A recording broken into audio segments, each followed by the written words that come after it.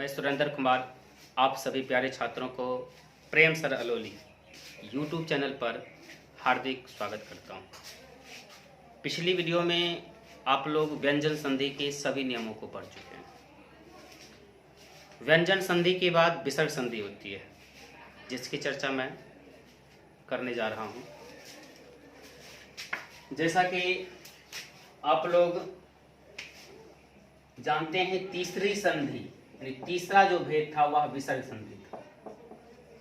तीसरा जो भेद था वह क्या था? विसर्ग संधि। तीसरा आपका संधि क्या था? विसर्ग संधि। स्वर संधि के तीन भेद।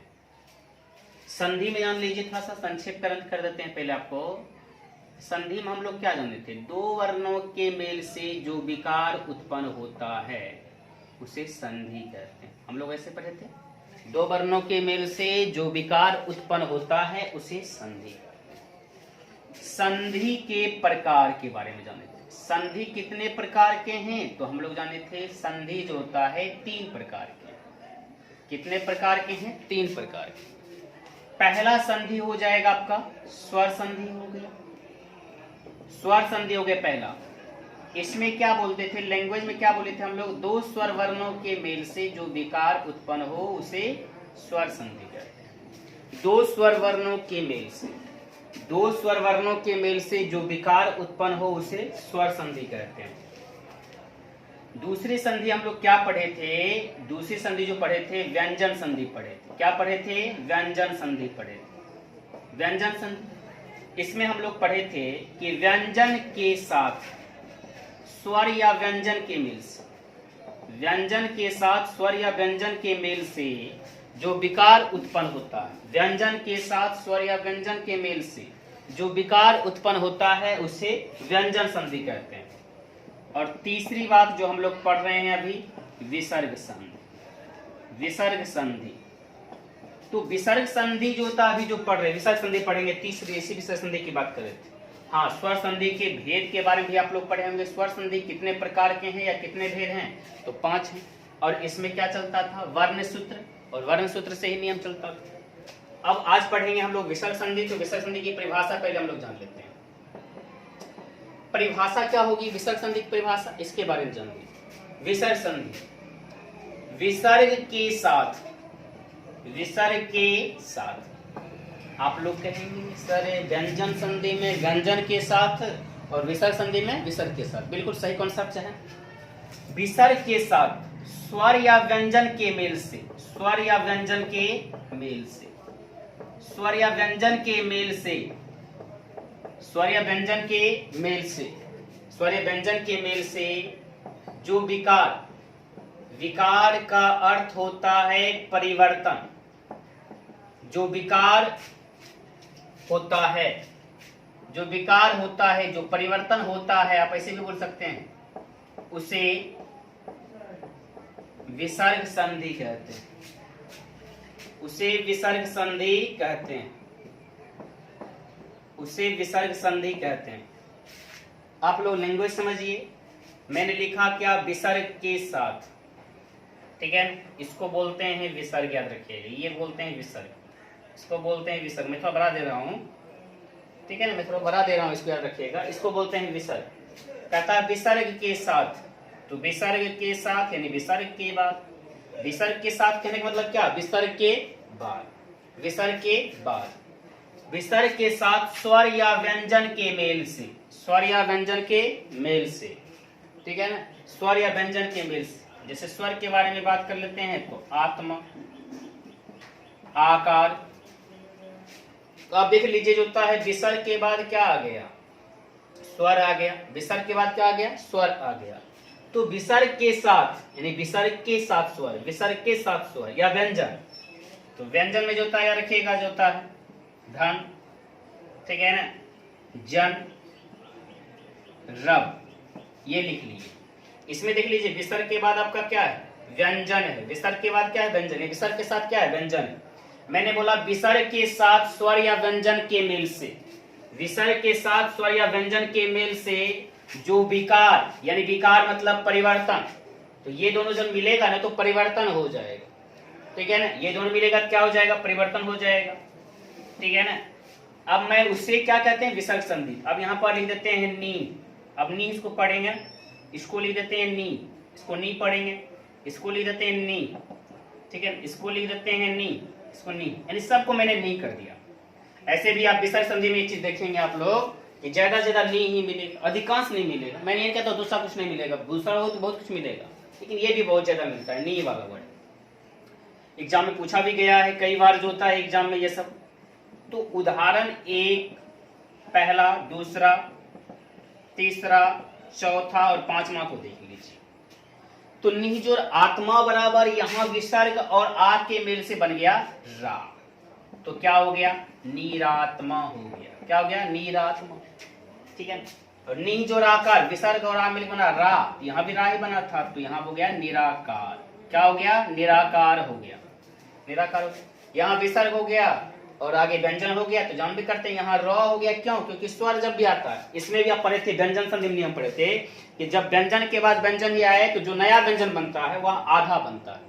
लेकिन इसमें क्या पढ़िएगा, व्यंजन के बाद जब व्यंजन आता है तो वह पूरा बनता है, ऐसी बात नहीं है, आधा बनता है। स्वर अर्थात पूरा बनता है, व्यंजन अर्थात क्या बनता है, आधा बनता है। तो यह बताइए जो होता है र हो जाएगा रेफ रूप में, तो इसमें रेफ लगेगा तो क्या हो जाएगा, निर्धन। क्या हो जाएगा, निर्धन। इसमें भी लगेगा तो क्या हो जाएगा, निर्जन।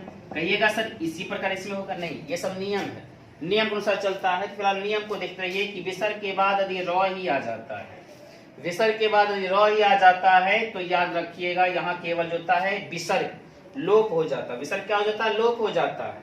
और विसर्ग के बदले में जो होता है, विसर्ग के लिए जो होता है, इस दोनों के मेल से जो होता है यहाँ पर दीर्घिकार हो जाता है, तो क्या हो गया, नीर। ये उदाहरण थोड़ा सा याद भी रखना पड़ेगा, ऐसे ही अब बाद में है, याद रखिएगा। ये क्या है, अब बाद में। तो आप लोगों ने विसर्ग संधि परिभाषा क्या पढ़ा, विसर्ग के साथ स्वर या व्यंजन के मेल से जो विकार होता है उसे विसर्ग संधि कहते हैं। और जैसे नीज और आत्मा, निरात्मा, नीज और आकार, निराकार, नीज और धन, निर्धन, और नीज और जन, निर्जन, नीज और रव, नीरव, नीज और रव, नीरव। इसे आप लिख लें।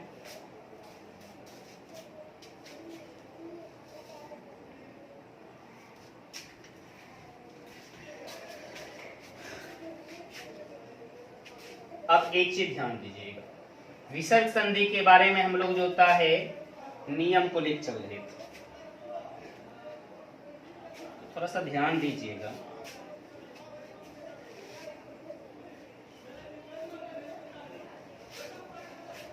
इसमें देखिए नियमतः चलते हैं, थोड़ा सा नियम चलते हैं। नियम मतलब जो होता है, ऐसे नियम कायदा तो विसर्ग से मानिए, नियम कायदा क्या मानिएगा, पहला नियम देख लीजिए आप। मैं यहां पर विसर्ग दिया, मैंने यहां पर क्या दिया, विसर्ग। ऐसा ही कंस्ट्रक्ट मिलेगा, मिलने वाला है ऐसा ही। दे ही देता हूं उदाहरण, देखिए विसर्ग प्लस विसर्ग प्लस विसर्ग प्लस विसर्ग प्लस विसर्ग प्लस विसर्ग प्लस विसर्ग प्लस, रहने दीजिए। अब देखिए विसर्ग के पहले मैंने बोला अ रहेगा। अब आप समझिएगा सर विसर्ग के पहले अ रहेगा, सर ये क्या कह रहे हैं, विसर्ग के पहले अ रहेगा, तो अ कहने मतलब समझते हैं ना आप लोग, व्यंजन वर्ण कोई भी रहेगा तो ओ से मिलता है। अगर हम कहेंगे प का खंडित कीजिए तो बोलिएगा प हलंत जोड़ अ, ये वर्ण विच्छेद इसको बोलते हैं। इसको क्या बोलते हैं हम लोग, वर्ण विच्छेद बोलते हैं। इसको क्या बोलते हैं, वर्ण विच्छेद बोलते हैं। और उसके बाद होता है नौ का ही खंडित कीजिए, नौ हलंत जोड़ अ। ऐसे एक चीज मैं बता दूं, इसको अन कहा जाता है। इसमें अन नौ वाला ज्यादा मिलेगा, नौ वाला ज्यादा मिलेगा। देखिएगा अगर कंडीशन है कि विसर्ग है और विसर्ग से पहले अ है, यानी ऐसा व्यंजन है जिसमें कोई मात्रा नहीं लगा हुआ है, और उसके बाद तीसरा, चौथा या पांचवा व्यंजन वर्ण है या अंताअस्त है। अंताअस्त मतलब समझते हम य र ल ब, य र ल ब समझते होंगे, य र ल ब समझते होंगे। तो याद रखिएगा ये विसर्ग के स्थान पर क्या हो जाता है, तो ओकर की मात्रा हो जाती है। क्या हो जाती है, ओकर की मात्रा हो जाती है। ठीक है, बोलिएगा सर उदाहरण बता दीजिए। चलिए तपा हो गया, ये बल हो गया, मना हो गया, ठीक है ना, और उसके बाद होता है मना हो गया, बल हो गया, सरा हो गया, जौ हो गया, मना हो गया, जौ हो गया, मना हो गया, योग हो गया, यसा हो गया। अब देखिए, आप लोग देख रहे होंगे इसको, बिल्कुल बारीकी से देख रहे होंगे। आप मन में एक चीज और बोल सकते हैं कि चलो ऐसा इसमें मात्रा ही नहीं लगा होगा, किसी में देख लो मात्रा ही नहीं लगा होगा। हाँ, अधिकांश ऐसा ही उदाहरण मिलेगा, अधिकांश उदाहरण ऐसा ही मिलेगा। और दूसरे तरफ भी उदाहरण में देख लीजिए, ज्यादा करके तो मात्रा नहीं लगी हुई है, बहुत कम इसमें मात्रा लगी हुई है, बाकी सब में नहीं लगी हुई है ना, बाकी सब में नहीं लगा हुआ है। तो उदाहरण समझिए, तो तपह प्लस वल बराबर क्या हो जाएगा? दोनों शब्द कहिए तो ज्यों का त्यों हम लिख देंगे, दोनों ज्यों का त्यों लिख देंगे, ज्यों का त्यों, जैसे को तैसे लिख देंगे। बाकी ये विसर्ग जो देख रहे हैं ना, आप इसको ओकर बना सकते हैं, ओकर बना सकते हैं, इस तरह बना सकते हैं, ठीक है। सबसे पहले जादुई ट्रिक क्या है, इसको ओकर बनाते जाओ, ऐसे करो, ऐसे कर दो, तपोवल हो गया। इसी तरह इसको कर दीजिएगा, मनोबल हो गया, इसको ऊपर कर दीजिएगा, सरोज हो जाएगा, इस मनोज हो जाएगा। एक तरह देख लीजिए, तो यहाँ पर जो था विसर्जन था, तो अब बताइए क्या हो गया? तपो बल लिख दीजिए, ये बल जुट जाएगा, तपोवल। इसमें मना है तो मनो बोल दीजिए, मनोबल। और इसमें सरा है तो सरो बोल दीजिए, सरोज। इसमें मना है तो मनो बोल दिए, मनोज। मना है तो मनो बोल दीजिए, तो क्या हो जाएगा? मनोयोग। क्या हो जाएगा? मनोयोग। और यशा है तो क्या बोल दीजिए? यशो बोल दीजिए, तो क्या हो गया? यशोदा हो गया। क्या हो गया? यशोदा हो गया। ये नियम आप लोग पढ़ लिए। वाक्य में जो था, देखिए विसर्ग संधि का फर्स्ट नियम जो होता है, विसर्ग संधि का फर्स्ट नियम, चलिए पहले आप इसे लिख लें।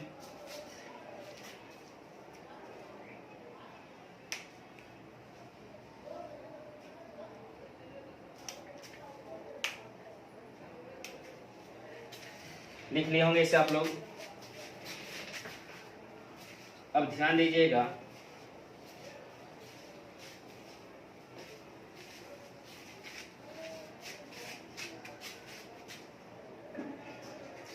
ध्यान दीजिएगा, नियम 2 पर चलते हैं। नियम 2 क्या कहता है, जरा इस पे समझिए। जो नियम 2 कहता है कि विसर्ग, और विसर्ग के बाद यदि आपको च या छ मिल जाए, च या छ मिल जाए, ठीक है ना, च या छ मिल जाए, तो याद रखिएगा ये विसर्ग जो होता है तालव्य स्व का रूप धारण करता है। विसर्ग तालव्य स्व का रूप धारण करता, मतलब समझते हैं ना, इसका मतलब समझ गए होंगे, विसर्ग हट जाता है, यानी विसर्ग नहीं दिया जाता, दोबारा विसर्ग नहीं देना। तो विसर्ग नहीं देना तो क्या देना है कि इस शब्द को चेंज करना है, ये प्लस के बाद है उस शब्द को सर चेंज करेंगे। अरे चेंज करेंगे नहीं, बिल्कुल ना बदलेंगे, बदलेंगे नहीं, नो चेंज, नहीं बदलना है, ठीक है ना। तो देख लीजिए, जैसे नीजोर चया, चय लिख दीजिए, नीजोर चय, नीजोर चित, चित्त लिख दीजिए, चित्त। नीजोर छल, छल लिख दीजिए, नीजोर छल, ठीक है ना। नीजोर छल, नीजोर चय, नीजोर चित्त, नीजोर छल हो गया, ठीक है। अब थोड़ा सा ध्यान दीजिएगा इस 3 एग्जाम्पल पे, 3 पर ध्यान दीजिएगा। अब एक चीज याद रखिएगा, क्या आप इस वर्ड को चेंज करेंगे? बिल्कुल चेंज न करेंगे। इस वर्ड को चेंज करेंगे? नहीं चेंज करेंगे। तो ये विसर्ग जो होता है, ये विसर्ग जितने भी हैं, ये सबको हटा देना है, यानी इसको नहीं देना, इसका संचालक स्वादा देना। चलिए दीजिए, तो निश्चय, निश्चित। देखिए एक शब्द मैं गलती लिख रहा हूं, थोड़ा सा ध्यान दीजिएगा, निश्चल, निश्चल। अब बताइए मुझे, ये तो कितनी गलत है, बहुत गलत है। काहे ऐसे लिखा नहीं जाता, शब्द ऐसे लिखा नहीं जाता, निश्चित, ठीक है, निश्चित लिखा नहीं जाता है, तो इसको कैसे लिखिए? शुद्ध लिखिएगा, निश्चित। बहुत बच्चों से लिखने, जब भी टीचर बोलते हैं लिखो निश्चित, तो नहीं लिख पाता, लिख ही नहीं पाता है निश्चित। ये हो गया दूसरा नियम। तीसरा नियम थोड़ा सा जो होता है, चलिए तीसरा नियम, यदि विसर्ग के बाद तालब स्व ही आ जाए, तालब स्व से ही बना शब्द आ जाएगा, तब क्या कीजिएगा? इसमें मनमानी चलती है।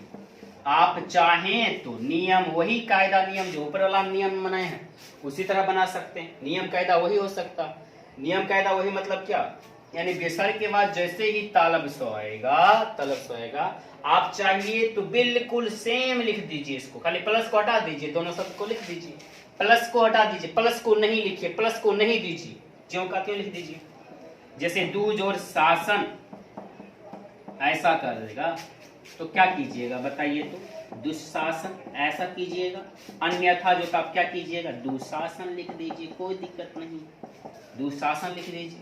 कोई चेंज किए? नहीं चेंज किए, बिल्कुल चेंज नहीं किए, ठीक है ना। यानी जो होता है बिल्कुल चेंज नहीं किए, जो होता आपको चेंज करने में चेंज किए तो छोड़ दीजिए, जो होता चौथा नियम में चल दीजिए, ठीक है ना।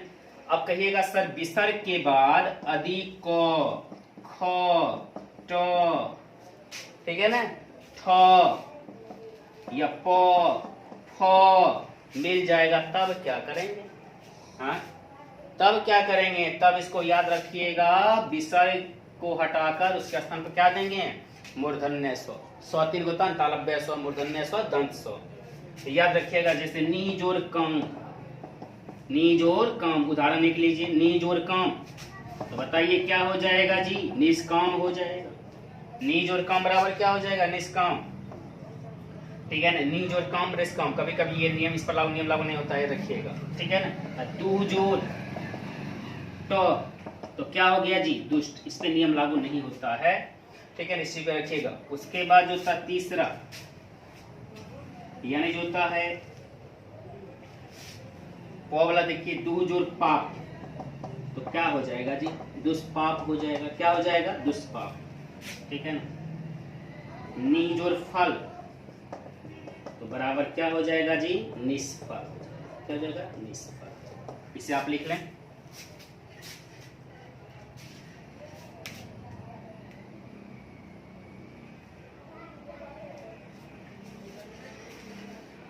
चलिए, तालव्य स्व का नियम आपने पढ़ा, मूर्धन्य स्व का नियम पढ़ा, तालव्य स्व, मूर्धन्य स्व का नियम पढ़ा। अब दंत स्व का नियम हम लोग पढ़ेंगे।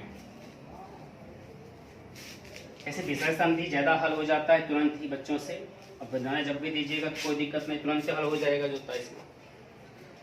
अब देख लीजिएगा जो होता है एक चीज,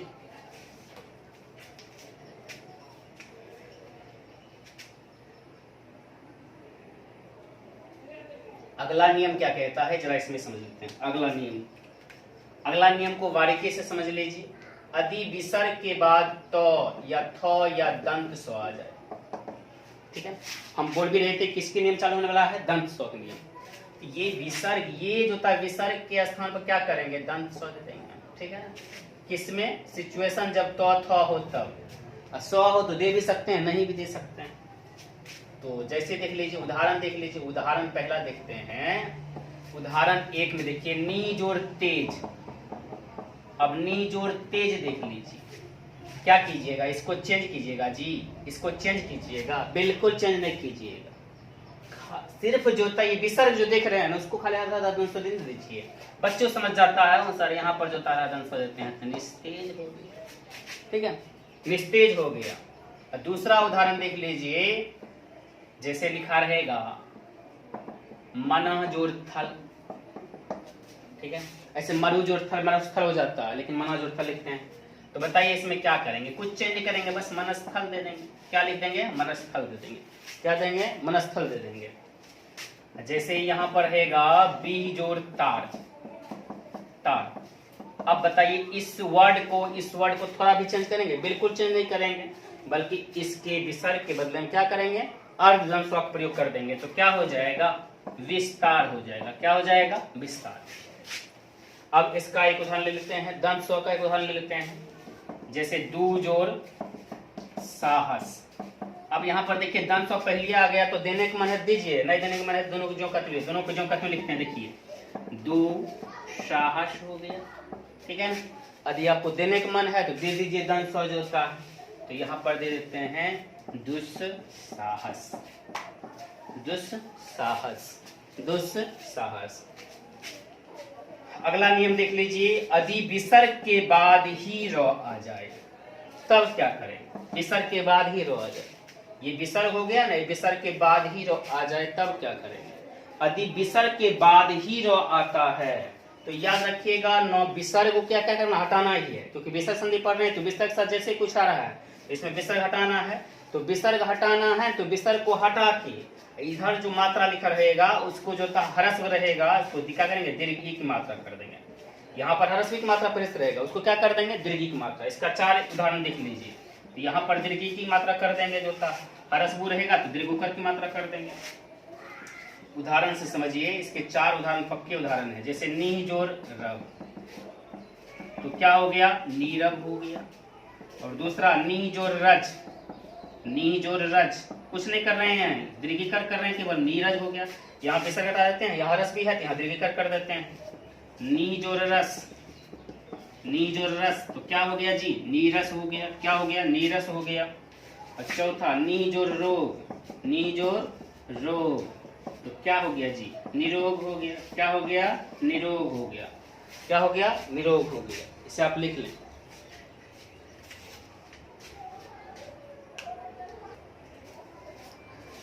आप लोग इसे लिख लिए होंगे और याद रखिएगा, सबसे पहला टॉपिक मैंने क्या पढ़ाया था आप लोगों को, वर्ण प्रकरण। और ये मेरा दूसरा टॉपिक खत्म होती है संधि। ये संधि, वर्ण संधि का अर्थ क्या होता है, मेल। तो कोशिश आप लोग ये कीजिएगा, वर्ण प्रकरण अच्छी तरह से देख लीजिएगा, सभी वीडियो देख लीजिएगा, हर एक वीडियो देखना आपको। और सभी वीडियो जो था अच्छी तरह जो था देख भी लेना है।